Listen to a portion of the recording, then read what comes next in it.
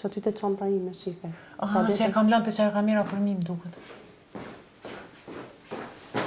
Të nderuar shikues, u rikthyem në pjesën e dytë të pasdites me personalitetet e ditës së sotme dhe temën për të cilën sot do të diskutojmë. Në fakt, do të flasim për një temë të dobishme, një temë të bukur, një temë interesante. Do flasim për një trajnim të radhës që pritet të realizohet në Prishtinë e që ka të bëjë konkretisht me neurolingvistikën. Për të folur për këtë temë dhe për shumë detaje të tjera që lidhen me këtë trajnim, por dhe në përgjithësi me veprimtarinë e të ftuara dhe sot në emisionin ton, ne kemi nderin që të na nderojmë me praninë e saj në pasditen ton, Kimete Berisha, trajnere e neurolingvistikës. Përshëndetje, mirë se na erdhët. Përshëndetje, faleminderit për ftesën. Faleminderit që jeni pjesë e emisionit ton dhe kemi nderin të kemi dhe Qania Selimin, biznismene, supermarkese dhe ndjekse e po këtyre trajnimeve. Përshëndetje, mirë se erdhët. Përshëndetje, Ariana, dhe mirë se u gjeta. Faleminderit që gjithmonë ndani kohë për emisionin ton. Faleminderit juve. Dhe ne kemi të fillojmë me ju dhe të flasim për këtë trajnim që pritet të mbahet në Prishtinë. Mund ta flisni pak për organizimin e një trajnimi të tillë, cili është qëllimi që do të mbani një trajnim të tillë?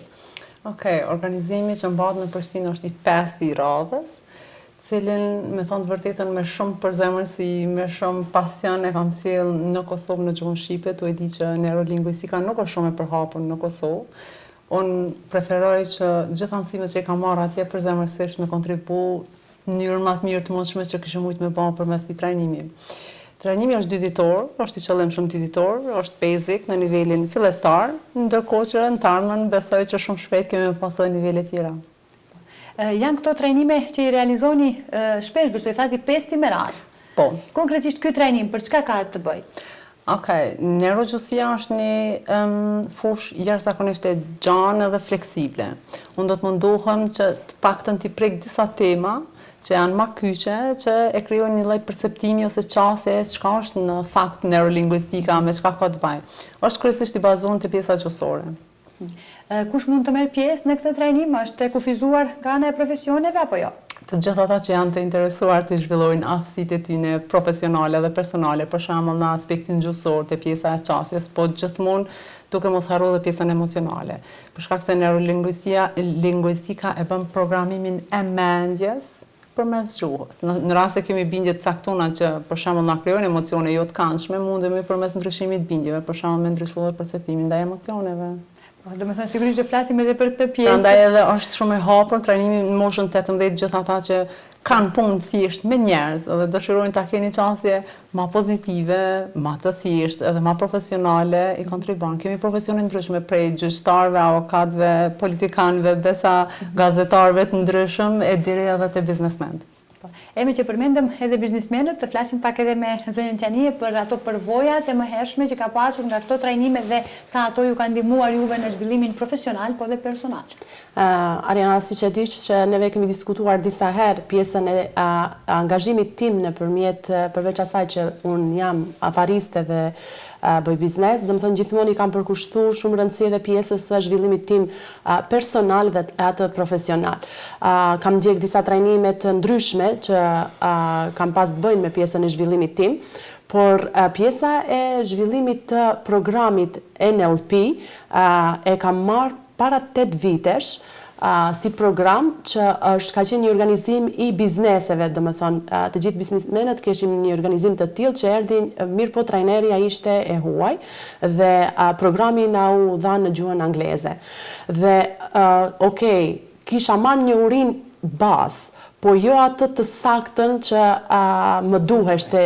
Ndoshta ishte kjo shkas i gjuhës, ato që tha edhe vetë Kimeti, do me thënë, është shumë e rëndësishme qasja, sepse ne në gjuhë tjetër, në gjuhën tënde amti percepton dhe e merr ndryshe nga ajo kur e keni në gjuhë tjetër.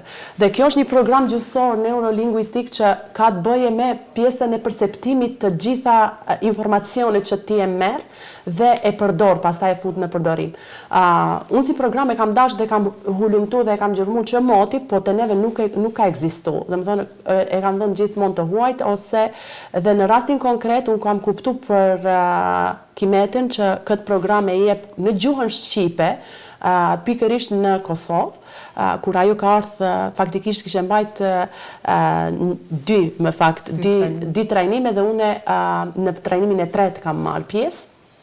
që ishte bazë e parë për mu, dhe ka qenë një trajnim dhe një reflektim i asaj që unë kisha pas disa metoda që kam përdor në atë aspektin tim personal dhe profesional, po gjithmonë unë them pa i vëndun ato, pa i rëndit në vendet e duhura ndoshta pa vedije kam pas metodat NLP-s që i kam përdor gjatë procesit tim në punë ose në biznes ose në aspektin personal, por që pa i selektu edhe pa i vëndu në pjesë duhura. Dhe me pjesën e trajnimit ajo reflektoj shumë, do me thënë kam reflektu goxha shumë edhe ja propozoj gjithë secilit që vërtet ne gjithë kemi nevojë, ato që pyet ti në fillim, cilat janë profesionet, nuk mund të ketë profesione se ne gjithë kemi të bëjmë me njerëz, gjithë kemi të bëjmë me pjesën e punës përditshme edhe me ato personale. Nuk do të thotë se do duhet kemi një punë caktuar, neve na nevojitet NLP edhe me familjarët, edhe me fëmijët, edhe me bashkëshortin, edhe me anëtarët e familjes, edhe me shoqërinë, edhe me gjithë. Do të thonë përderisa jemi njerëz që jetojmë, neve ky program na duhet në aspektin më të gjerë. Dhe nëse ti arrin që këtë program ta vendosh në praktik, është diçka vërtet shumë e mirë dhe e jashtëzakonshme. Për persona që më njohin nga afër e dinë se në momentin që kam marrë programin, më kam pyet shpesh se çani ti ke ndryshuar pjesa e qasjes në komunikim. Do të thonë është vërrejt ajo që unë kam bë atë selektimin edhe programin kam fillu ta jap të kem qasje ndryshe, edhe te pjesa e komunikimit edhe te pjesa e perceptimit. Edhe po ashtu diskutohet pastaj që unë kam përdor programin, metodat e NLP-s edhe në pjesën e zhvillimit të biznesit tim, do të thonë bizneseve që unë operoj. Te kështa mundoj veç pak të çania që tha, nëse arrim ta përdorim, atëherë secili pjesëmarrës që është aty, thjesht mjafton të jetë aty dhe të ndëgjoj. Që do thotë, përmes teknikave të neurolingvistikës, unë jo vetëm që tregoj teknikën dhe shkojmë në ushtrime praktike, gjithashtu punoj përmes gjuhës në atë formë që të hapet subkonscienca apo ndërdia. Që do thotë gjitha informacionet që jipen në atë trajnim, futen subkonsciencë edhe ndonjëherë ndodh që pjesëmarrës e kanë përshtypjen nuk i dinë nëse do t'i mbajnë mend. Është e pamundur që mos t'i mbajnë mend, t'i harrojnë, për shkak se ato shkojnë direkt në subkonsciencë dhe thjesht ndonjëherë ndoshta edhe pjesëmarrësit më kanë dhënë edhe këtë feedback që nuk e di si po e bëj, thjesht kem po funksionon. Në fakt informacionet janë aty edhe munden më rithirr me lehtësi. Edhe në këtë formë jam trajnuar. Këtu në fakt e kisha dhe pyetje në radhë, sa kanë reflektuar përveç përvojave të zonjës Qenie, po edhe të tjerët në këtë drejtim, pra sa ka pasur sukses, cilin feedback e ke marrë nga gjithë këto trajnime që i ke realizuar deri më tani? Unë jam fakt shumë modeste, po dua të them për me sinqeritet që është një feedback i jashtëzakonshëm për shkak të reflektimit jo vetëm në aspektin personal që është edhe e cekit Qenia, po edhe në marrëdhënien ndërpersonale, në marrëdhënien qef, në komunikim me fëmijët, edhe në jetën e përditshme, domethënë kam ndryshuar mënyra e të menduarit se si na për cilit kanë vështrim i shohim gjanat, edhe kjo patjetër që reflekton pozitivisht, edhe jam të kënaqur, bile kemi pjesëmarrë që po vim për herën e 5 në trajnim. Për shkak se po i vrejnë ndryshimet. Dhe kanë reflektuar pozitivisht në punën e tyre, profesionet e tyre. Të flasim edhe pak për këtë organizim që pritet të realizohet, na treguat vetëm se do të jetë 2 ditë edhe do të jetë në Prishtinë. Por të flasim pak më shumë detaje se cilën datë do të jetë, sigurisht që është me pagesë, është numri i kufizuar i pjesëmarrësve. Po, numri është me patjetër i kufizuar për shkak se sikur edhe i cekan neurolingvistika deporton në subkonsciencë në ndërdije, që do të thotë nëse unë aty përdori teknika të ndryshme, ka njerëz që për arsye të ndryshme nuk janë të gatshëm t'i thejnë bindjet e vjetra.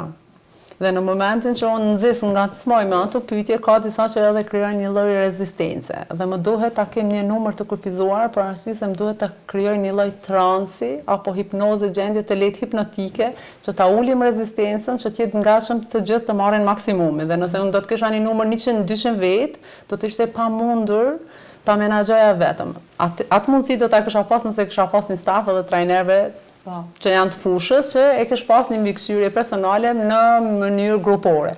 Atëherë do ta kisha marrë dhe atë iniciativë, por për momentin përderisa jam vetëm me një koleg i cili mbështet, preferoj që të rrim në një grup më të ngushtë, por që të jemi individualisht secili në maksimumin.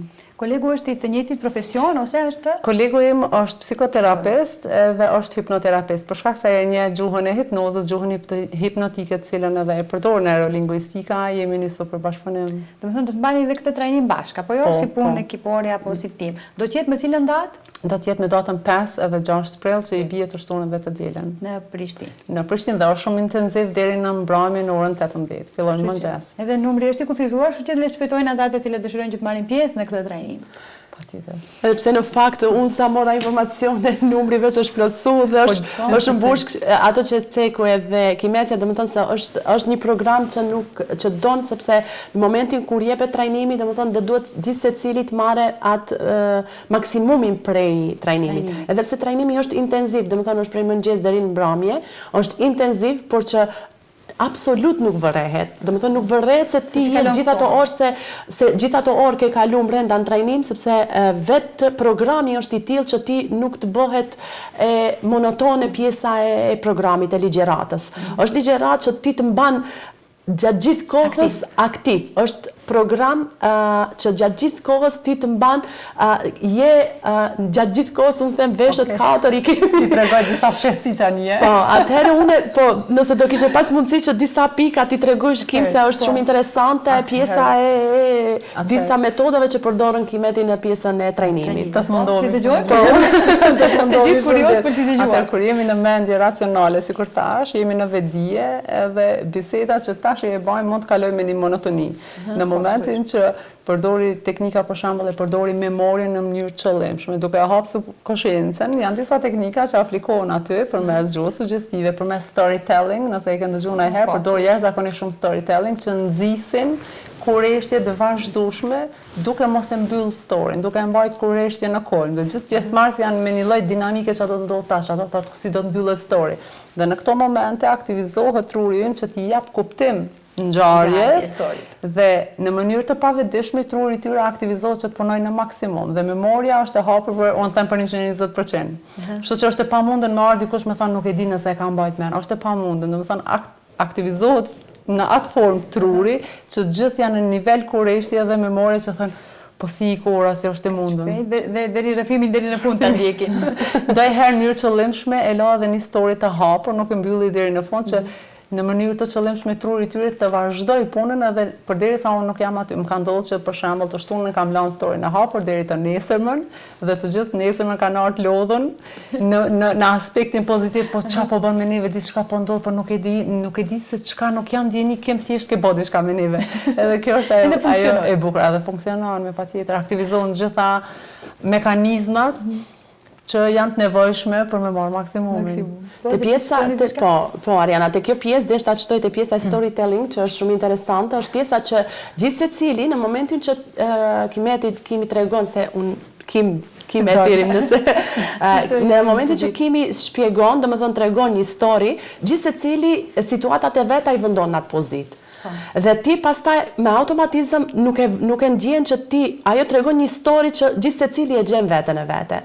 Dhe ti në momentin që lën hapur storyn dhe ti je në gjendje gjatë gjithë kohës të mundohesh të gjesh zgjidhje. Dhe kjo është ai momenti ku ti aktivizon trurin, sepse ne si njerëz edhe në aspektin privat edhe në ato profesional, ne kemi situata të ndryshme në jetë. E tash ne duhet për gjithçka të gjejmë zgjidhje. E kjo është ai situata ku të bën që i ke ato pikpyetje dhe që të ti luftosh të gjesh një zgjidhje të caktuar për situata të caktuara të jetës tënde, qoftë ato personale ose ato profesionale. Dhe tjetra që është shumë pozitive që më ka lënë, domethënë kam reflektuar gjithmonë edhe më ka lënë atë pikën pozitive të hapur prej momentin e parë, sepse atë që thash Ariana, unë kam ndjek trajnime të ndryshme, kjo është diçka tjetër që ka të bëjë me trajnimet, është raporti që Kimi krijon me persona që janë në trajnim. Dhe për këtë arsye e tha se numri i madh nuk është i kufizuar. Numri është i kufizuar për arsye se kjo krijon raport me gjithë secili. Që gjithë secili ta marr maksimumin, patjetër e ke që ti të krijosh raport që të mund të marrish maksimumin prej asaj që ti ndëgjon. Dhe kjo është pozitivja e mira. Ja, zbulu gjitha sekretet kam përshtypjen tani. Unë jam të zbulu disa gjëra që janë në trajnim, po që është diçka që sinqerisht më ka bë përshtypje për dallim prej trajnimeve tjera që unë kam ndjek. Kjo ka qenë ajo pjesa që më ka lënë breza, sepse ty vetë trajneri ose ligjeruesi që ta ligjeron një program krijon raport një herë që të njeh, krijon raport dhe në momentin që ti krijon raport ti e ke më të lehtë pastaj për ta marrë informacionin. Dhe kjo është gjëja që është shumë pozitive në këtë program. Ose ndoshta kimi e percepton, e bën më mirë, sepse unë thashë kam ndjek këtë program edhe më herët, po nuk ka qenë në këtë mënyrë. Ka qenë komplet ndryshe dhe unë nuk kam marrë maksimumin prej asaj. Dhe kjo që unë kam marrë maksimumin 100% ka qenë kjo pjesë ndoshta edhe e ligjerimit ndryshe që kimi e bën, që të bën 100% që ti t'jesh e fokusuar dhe të marrish maksimumin prej kësaj. Po vrej, sepse jam tu përdor NLP. Sepse jemi poshtë, gjatë gjithë kohës unë është pjesa e raportit, apo se ne jemi në një emision live tash dhe për të mos e bë pjesën e emisionit shumë monoton, është kjo pjesa që ne tregojmë situata të caktuara që unë tregoj një diçka që unë kam të përjetuar. Po. Edhe pse kimi e din se tash po përdori NLP. Te pjesa e raportit është interesante, raporti në grup funksionon në fakt shumë thjesht, veç do me disi. Ekzistojnë forma ndryshme, për shembull përmes gjuhës trupit që në mënyrë qëllimshme bëhen pasqyrime ose njëjtësime të pozicionit se si unë rri ose qëndroj në krahasim me, edhe pse unë jam gjatë gjithë kohës në ecje e sipër, kam lëvizje të caktuara që e di që në publik pa vedia e tyre e merr. Për shembull kam përdorur një spirancë, na i themi spirancë ose ankorim, që të maj qetësinë aty në grup. Edhe kjo është një lloj raporti që e kam kriju edhe në forma ndryshme. Për shembull, kam marrë një pozicion caktuar në momentin kur këta ishin të qetë. Dhe sa herë që unë kam vazhdu me marrë po të njëjtin pozicion, nuk isha nevojë të them diçka, ata veç ishin të qetë. Për shkak se është një lidhje nervore, pozicioni e qetësi.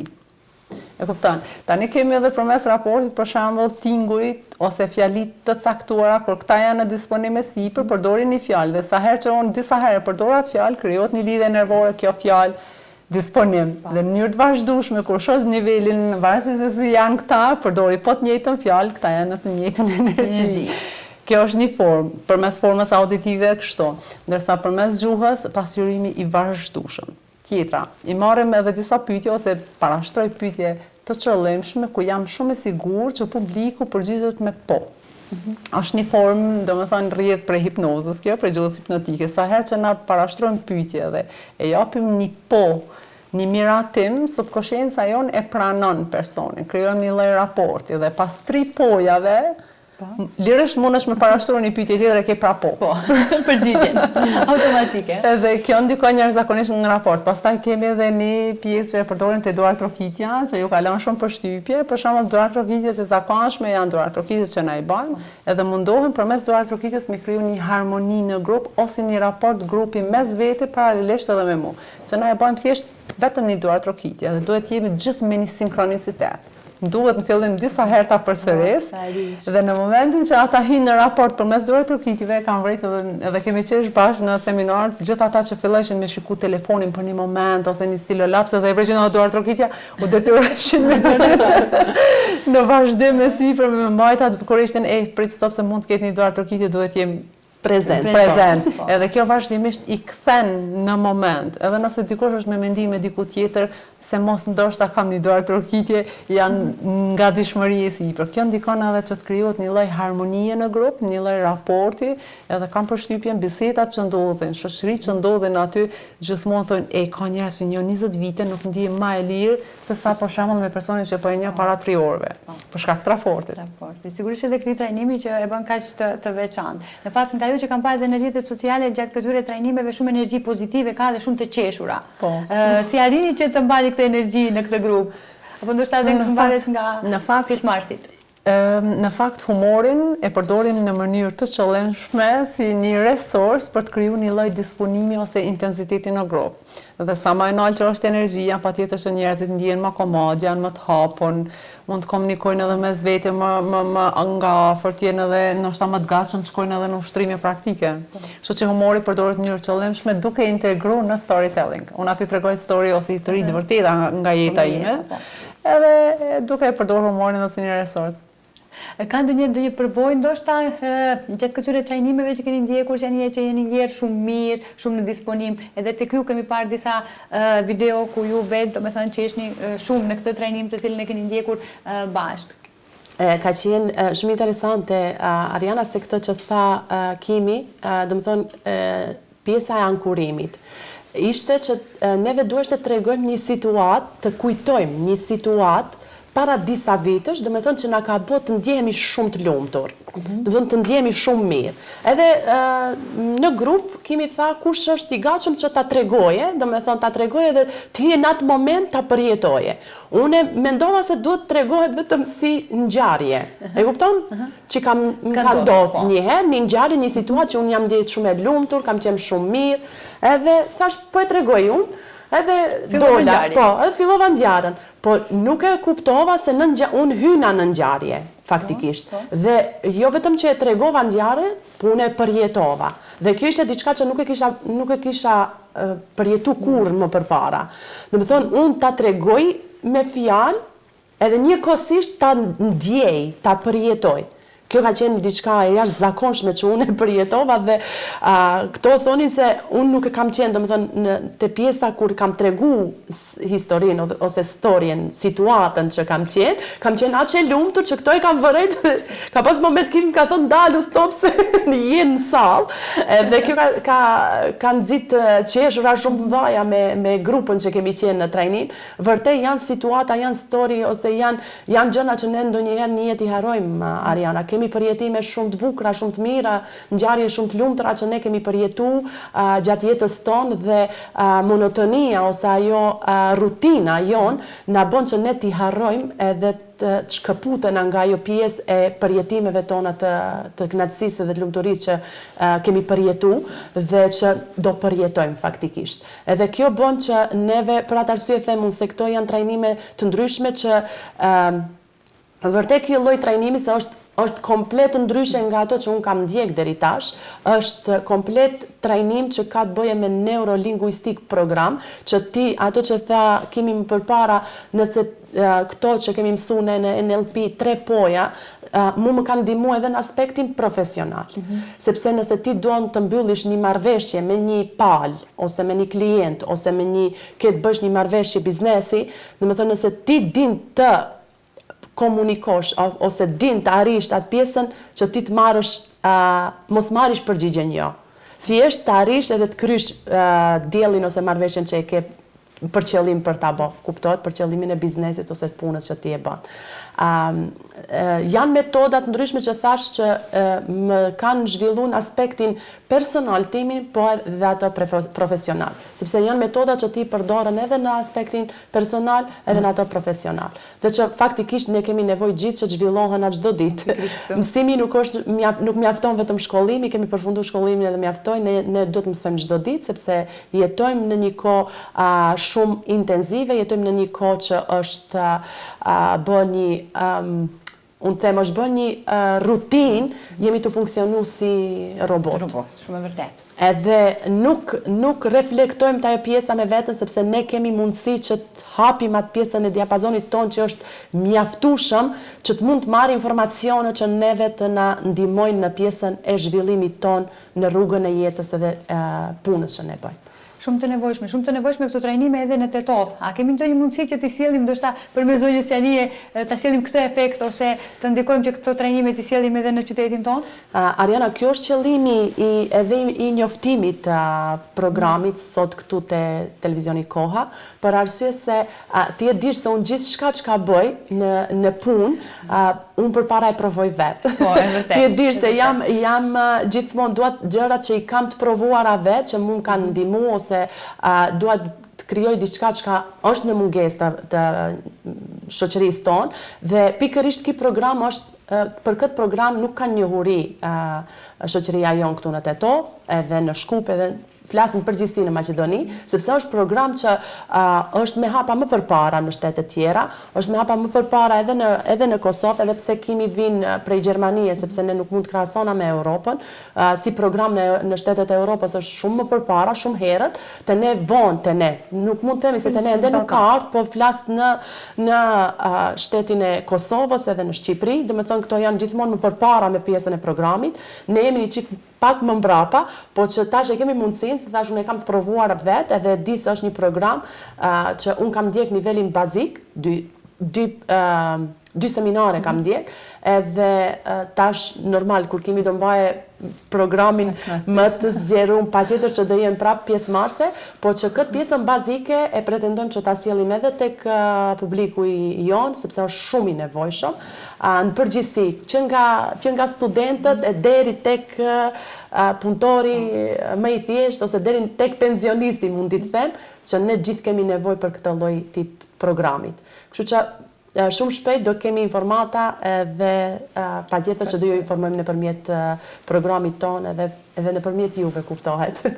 Zonja Kimete, ky program, ose thënë më ndryshe këto trajnime, përveç energjisë pozitive, ndihmojnë në largimin e ankthit, frikës, fobive të ndryshme, stresit të përditshëm që me cilin përballemi të gjithë. Sa ndikojnë këto në drejtim? Si për shembull, edhe që e përmendëm ankorimin, është një prej teknikave e cila përdoret në mënyrë qëllimshme që ne të krijojmë lidhje të qëllimshme nervore që të krijojmë emocione pozitive. Kemi për shembull asociacione të ndryshme që fatkeqësisht janë edhe negative, si për shembull një sirenë, një emocion jo i këndshëm. Ekziston mundësia edhe të bëjmë shkëputjen e këtyre ankorimeve negative, edhe njëkohësisht të krijojmë emocione pozitive që dikur në mënyrë të përsëritur, nëse vazhdojmë të përsërisim ankorimet janë për shembull baza e neurolingvistikës, kisha më thënë, ato bëhen dikur procese të automatizuara, që ne nuk kemi nevojë të sforcohemi të ndihemi mirë, por thjesht duke e përsëritur krijojmë lidhjet nervore të cilat ushqehen dhe bëhet rutinë të ndihemi mirë. Unë për shembull në fillimet e para kam përdorur ankorimin që të kem guxim dal të flas para masës në një gjuhë të huaj, edhe pse unë ka vite që jetoj atje, gjithsesi nuk është gjuha ime amtare. Dhe kisha një barrierë aty dhe mu dash të ankorohem, që të krijoj emocion sigurie, të marr guximin të dal para masës dhe pas 3-4 përsëritjeve, tash biseda në publik është për mua e zakonshme. Domethënë, ekziston kjo mundësi që nëse dikush, po supozojmë, është në gjendje ankthi ose në emocione të ulta, mund të krijojë në mënyrë qëllimshme disa lloje ankorimesh që ai ta ndihmoj veten. Kjo është më e bukur e neurolingvistikës, që edhe nëse nuk është në mënyrë të vazhdueshme në kontakt me mua që pas seancave individuale apo trajnimeve të jenë të gatshëm të vetë ndihmojnë veten. Ndërsa kur jemi te fobit, ka edhe teknika të tilla që ndihmojnë edhe te fobit dhe janë shumë të suksesshme. Është një prej teknikave që besoj në një seminar të avancuar do ta sjellim me shumë përkushtim. Aty hyjnë fobitë e ndryshme, pavarësisht fobit vendet e ngushta, marimongat, ka të ndryshme që thjesht fobit janë ato që me thënë të vërtetën në seanca terapeutike varësisht unë kam përfunduar dhe traumën. Dhe varësisht se si punohet, ka disa forma terapeutike që thjesht zgjasin, dojnë një proces më të zgjatën. Ndërsa neurolingvistika është e bane në atë formë që të bëjë një transformim më të shpejtë. Për shkak se ajo punon me subkonsciencën dhe ka, domethënë, në fakt neurolingvistika rrjedh prej terapive. Një prej grupit themeluesve të neurolingvistikës ka qenë programos, një tjetër ishte matematikan, edhe pjesa tjetër një gjuhëtar dhe një pjesë tjetër ishin terapist. Dhe këta në mënyrë qëllimshme kanë vizituar terapistë të ndryshëm të fushave të ndryshme dhe kanë ardhur në përfundim, okay, për fobitë kemi këtë teknik apo këtë metodë që funksionon te secili.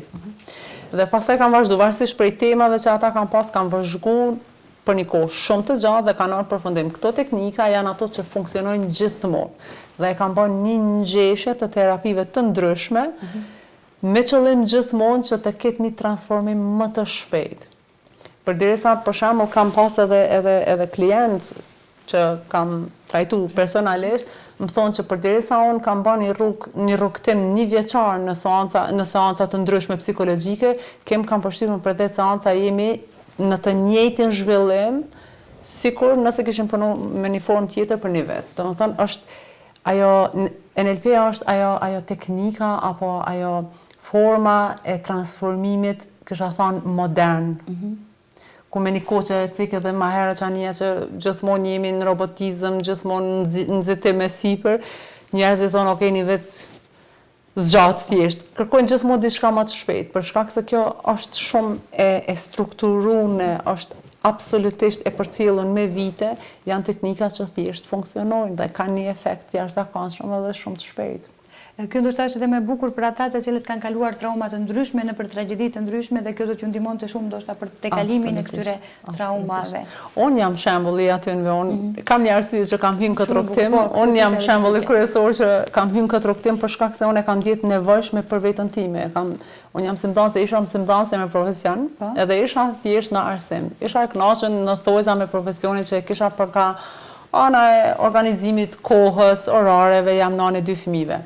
Dhe unë pashë ka diçka që duhet filloj nga vetja, në mënyrë që fëmijët e mi në radhë parë përfitojnë, po pse jo unë edhe bashorti.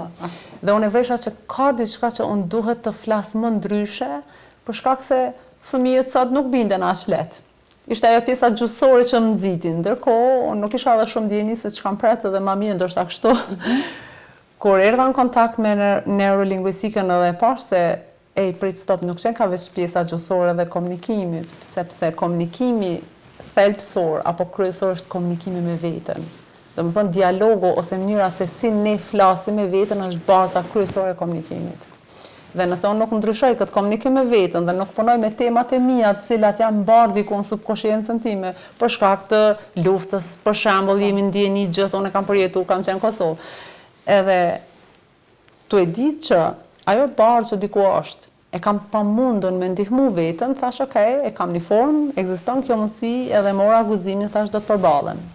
Dhe ndërkohë aty kuptova që është shumë më e thellë se ç'e kisha menduar në fakt, dhe në momentin kur ne reflektojmë me veten dhe ndryshojmë dialogun, qasjen, mënyrën, emocionet, se si jemi, automatikisht na e reflektojmë atë dhe në familje në radhë të parë. Reflektojmë te vetja jonë që nxitë edhe të tjerë të rrethin tonë, sepse ne duhet ta dimë që familja është një sistem. Nëse një person në familje e bën zgjedhjen, ta bëjë ndryshimin dhe reflektimin, do të kontribuojnë gjithë familjen. Kështu që është më shumë se pjesë qufësore. Është më shumë, sepse është një kontribut në gjithë familjen, në gjithë rrethin, në gjithë ambientin, nëse je punëdhënës ose përpozoj, atëherë do të ndihmoj edhe stafin.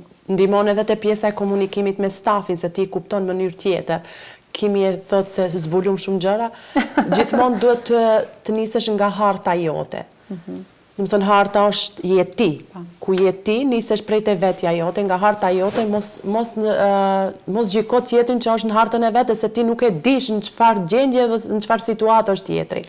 Dhe kjo është ajo pjesa që rrit empatinë. E rrit empatinë, patjetër, po është edhe pjesa te pjesa e familjes, që ne sot e ceki edhe kemi, ne sot të gjithë kemi atë problemin që gjejmë gjuhën e përbashkët me fëmijët.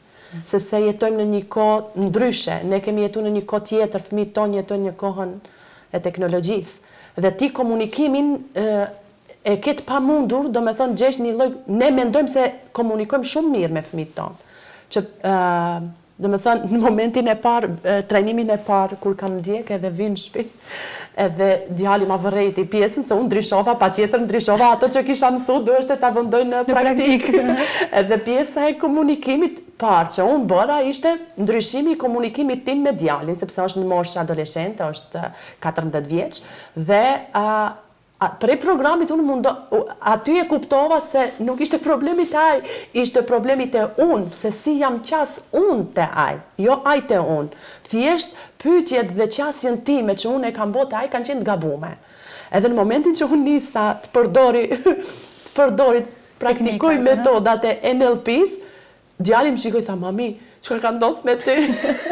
Këto pyetje tha nuk ti ke po i ke ndryshe. Do të thonë ti ke ndryshuar te pjesa. Dhe unë aty mora, do të thonë atë pjesën e feedbackut ose pjesën e përgjigjeve që unë doja ta marr.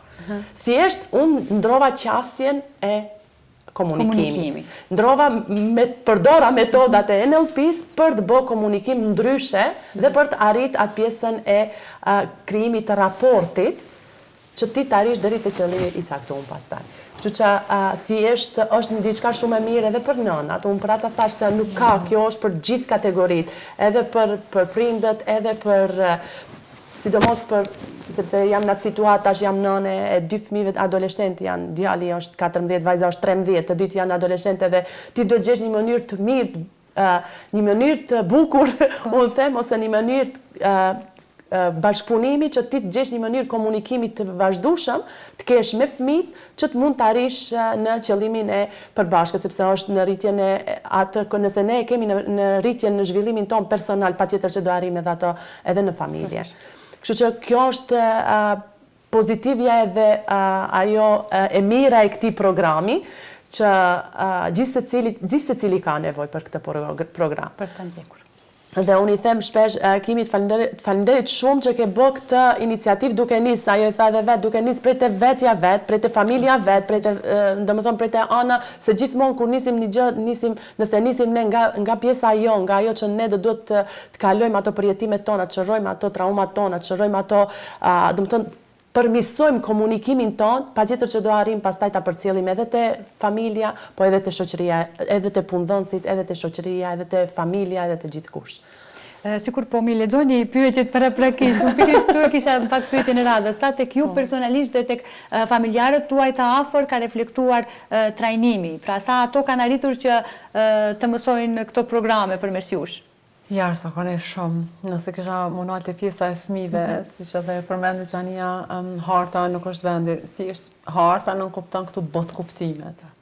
Dhe tu e di që mënyrën se si jam rritur, nuk përputhet absolutisht me mënyrën se si sot rritën fëmijët e mi, plus që edhe jetojmë në një shtet tjetër, dhe unë kisha ato botë kuptimet e mia që dësha domosdoshmërisht në atë formë eduku fëmin tim përderisa ishte në botë kuptime tjera.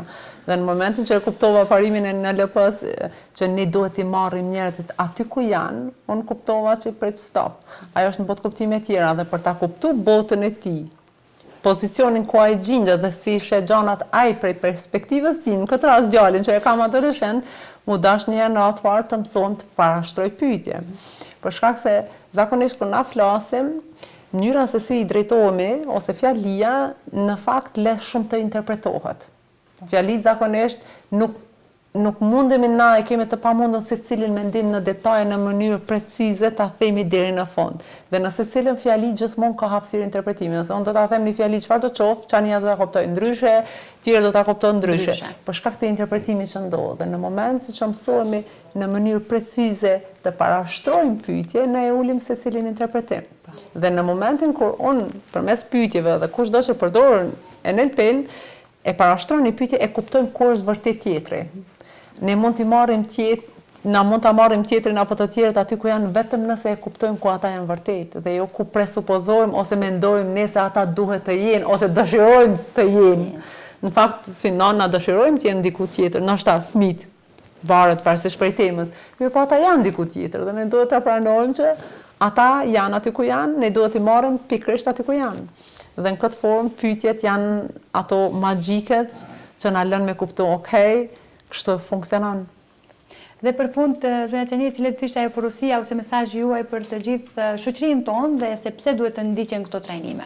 Sepse janë shumë të rëndësishme për pjesën ato që e ceka gjatë gjithë bashkëbisedimit ton këtu që kishim, domethënë sepse janë shumë të rëndësishme për zhvillimin ton personal, familjar, shoqëror dhe profesional. Janë shumë të rëndësishme për dallim sepse ne gjatë gjithë kohës hulumtojmë çka është ajo çka duhet ta bëjmë. Kjo është pikërisht programi i cili na ndihmon një herë në aspektin personal edhe pastaj më gjerë. Për atë arsye është shumë e rëndësishme, po shpresoj që Kimi do na vijë nga Gjermania kur do organizojmë neve të bëjmë një termin, një datë caktuar këtu në Tetov, edhe të organizojmë një trajnim të tillë dhe të gjithë ata që e ndjejnë veten se do duhet të zhvillohen në aspektin personal dhe ato profesional kuptohet, do të ulim gjitha konfliktet në familje. Do ulim gjitha konfliktet edhe mosmarrveshjet që janë pikërisht në familje dhe në shoqëri. Nëse ne e kuptojmë këtë gjë sepse vërtet është shumë e nevojshme nga kjo dinamikë dhe nga këto situata që ne i kemi, që janë të ndryshme gjatë gjithë kohës, besoj që është një trajnim që neve na ndihmon shumë në aspektin jo vetëm personal për në datë shoqëror, sepse kontributi jon personal ndikon në ato shoqëror. Dhe për fund, zonja Kimete, një porosi të shkurtër për të gjithë qytetarët, shikuesit, për të gjithë shoqërinë? Mesazhi im do të ishte gjithmonë fillon nga vetja. Fillon nga vetja, merr mësimet e nevojshme, guxo të provosh gjëra të reja, që të reflektosh me veten, që në këtë mënyrë të ndikosh edhe te familja, pse jo, jemi një sistem, e thash. Faleminderit për këtë bisedë kaq të këndshme, që vërtet të gjitha pyetjet që i planifikuam në koncept nuk arritëm që t'i bëjmë për shkak se biseda ishte shumë spontane, shumë e këndshme dhe shumë pozitive. Faleminderit shumë që ishi pjesë e misionit tonë dhe ju dëshirojmë shumë suksese. Kënaqësi, faleminderit. Kënaqësia jona. Faleminderit shumë Ariana. Faleminderit edhe një herë.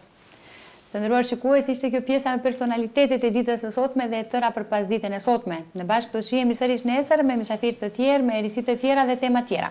Deri atëherë paçi një pasditë të bukur. Mirupafshim.